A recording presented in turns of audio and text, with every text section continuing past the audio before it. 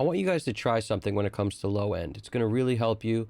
I will often set up a smiley face EQ on my mix bus before I start. This is critical for me because this allows me to basically make sure I'm getting an even balanced amount of low end out of the mix.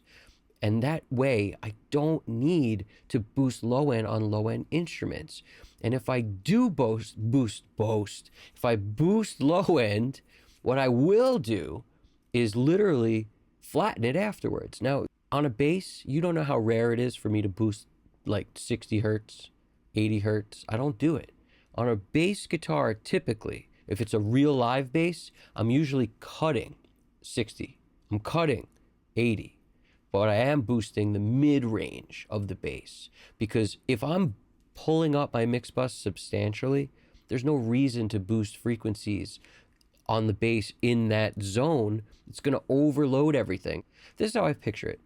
Let's say that all there was on your bass was 80 hertz. Let's say if you're going to boost 8 dB on 80 hertz of your bass, picture that section of the frequency, which is very low, raise a fader 8 dB. You think anything would work in the mix? So let's say on your mix bus, you're doing like a Pultec boost at like 4, maybe 5, maybe 3, whatever. That's not dB, by the way. But let's say you raise it, let's say at 60 hertz at the number 4, the number 5 on the Pultec. That is going to compound with whatever you're doing on your bass track. If you're adding 8, 10 dB or 4 or 5 dB at 80 hertz, you're basically getting 4 or 5 dB more. And that's got to go into whatever you got in your mix bus chain, compression, whatever. But you're also boosting at 60 hertz. So you might as well just add that to that in that low end department. And now you've got an overwhelming amount of bass. So what I like to do is I keep the boost in that smiley face fashion on my mix bus. So that way when I look at my low end information, I'm never looking at it like it needs low end, because it doesn't.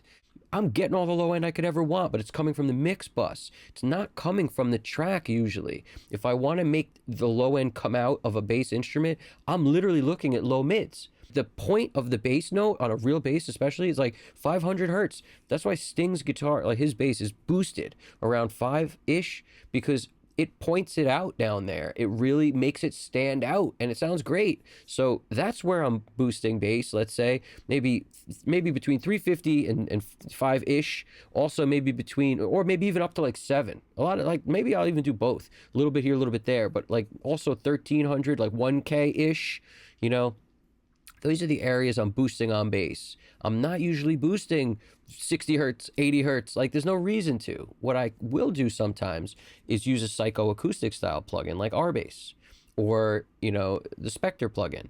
Something that's going to give me harmonic enrichment.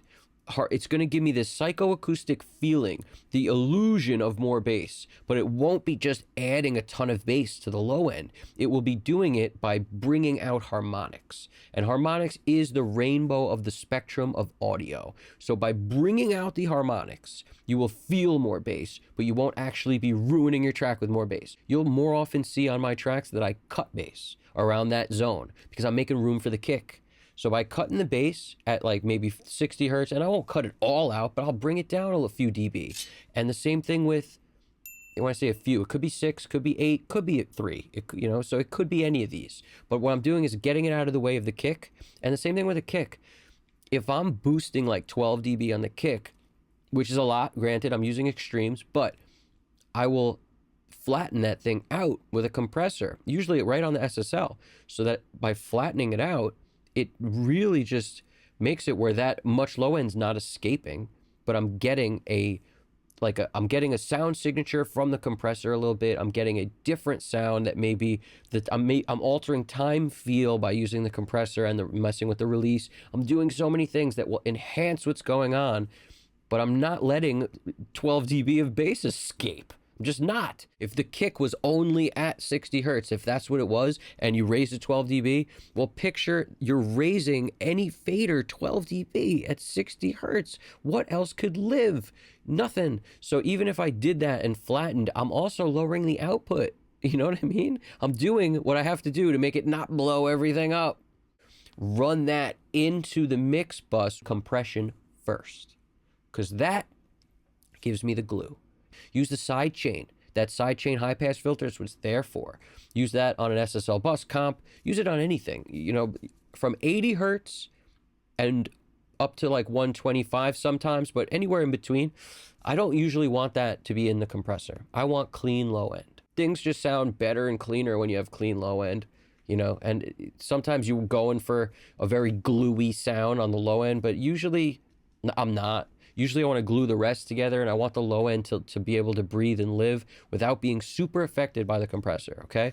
So that's why I do that. Now, compression on the mix bus first and then EQ means that you're basically gluing your signals together, and then after that, you're adding your boost of your lows and a little bit of high boost, smiley face style. So like 60 hertz boost, like 4 or 5 number, you know, the number 4 or 5, like I said, it ain't dB on a Pultec. Pultecs are like that. It's not correlated exactly.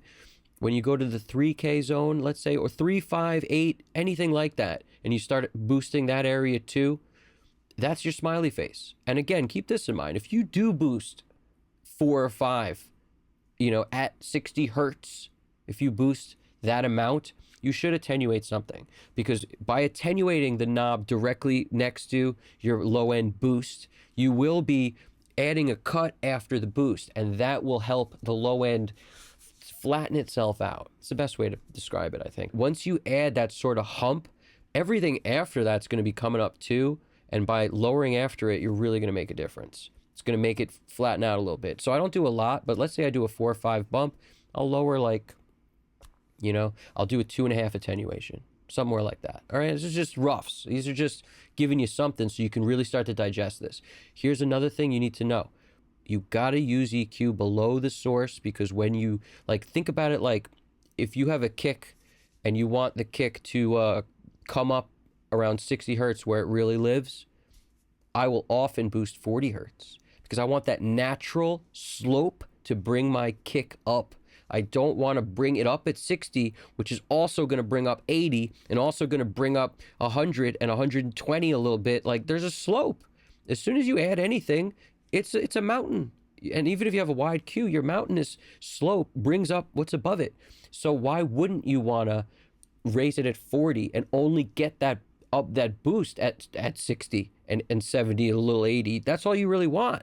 You don't want to raise it at the number and then get above the number also, because that'll start getting in the way of your bass. Things will start stepping on each other.